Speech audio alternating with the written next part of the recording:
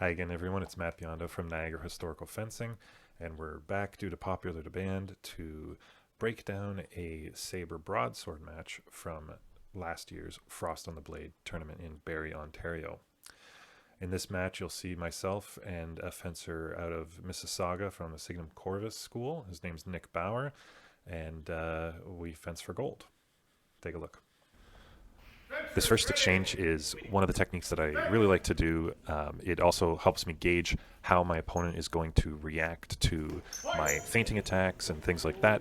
So I usually set up a cut 1, and when they take the bait to go to their inside guard, I go around and feint cut 2, usually to the outside of their arm. So I usually throw out a technique like this early on in the match to suss out how my opponent will react to feints, and then plan the rest of my match accordingly.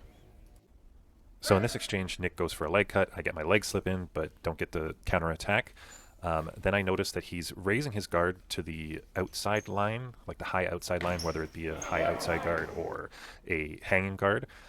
So when I see this, I go for a cut 4, a rising cut to his arm, but he voids his arm out of the way. And then his counterattack involves thrusting and lowering his body to void his body for my eventual counterattack. And he gets me in that. So for this exchange, I go for a wrist cut to the inside line as I keep seeing Nick raise his guard, whether it be on the high inside or high outside line. The cut makes contact and stops his arm enough that his countercut does not make contact with me.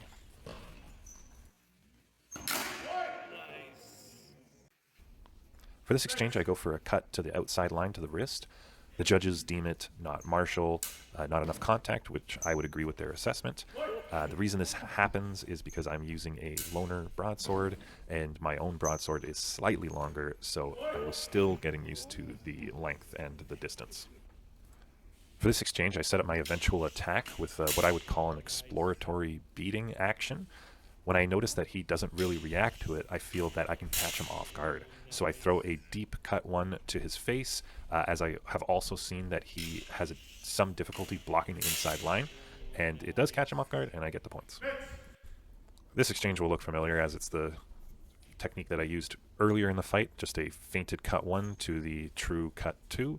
The reason I do this again is because I've noticed throughout the fight that Nick is very jumpy. It might be the nerves getting to him, but I'm able to kind of control the flow of the fight. So I feel that I can still get these simple feints on him, and that's why I throw it. There was some contact with his basket, but the judges still decided to award me the point. So I'm still seeing the same jumpiness from Nick, and I'm noticing that I can use footwork or rappels or feinting actions to get him to move in ways that I want him to. Unfortunately, now Nick has decided that since he can't win on the outside hand cuts, he is going to start countercutting to deeper targets when I go for his arm. We actually had a discussion about this after the fact. It was really good in the moment strategizing on his part, because he realized that if he cuts to the head or body while I keep cutting to the wrist, he's going to get 2 points, I'm going to get 1 point, and ultimately he'll get the 1 point. So here's another technique I like to do. I'll throw out a moulinet action to bait someone into doing a time cut during that circling. This tends to work very good with fencers who are jumpy. They'll throw out time cuts. But as long as you keep your hand relatively centered while you're doing this, you can still be passively defended by keeping your basket or your guard in front of you. In this exchange, Nick is a lot more calm and collected. I'm throwing out some beating actions, and he is really just holding his ground. So what I eventually decide to do is a rising cut 3 to the inside of the wrist, because I have seen, again, Nick raising his arm into like the high outside position. But again, he utilizes this strategy that he developed, which was when I cut to the wrist or to the arm, he is going to cut a deeper target with a countercut and get the 1 point. So for the final exchange, Nick seems to be a bit more jumpy. I think unfortunately the nerves have come back to him because he sees that I can win with this exchange. So he's a little more jumpy, and since I noticed that, I realized that I can dictate the flow of this exchange.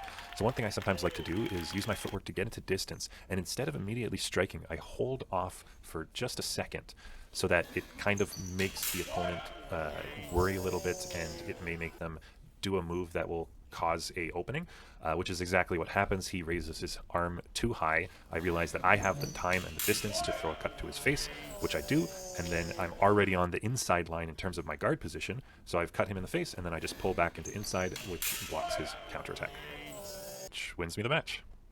Thanks for watching. If you enjoyed this, I will actually be attending Gathering of the Blades in Barrie, Ontario on April 27th and 28th, and I'll be teaching a seminar on parry and riposte from the perspective of Sabre and Broadsword. So it'll be a really good seminar, and even if you don't take the seminar, you can always come and talk to me and pick my brain about things. I can give you some tips and tricks, and we can spar too. Hope to see you there.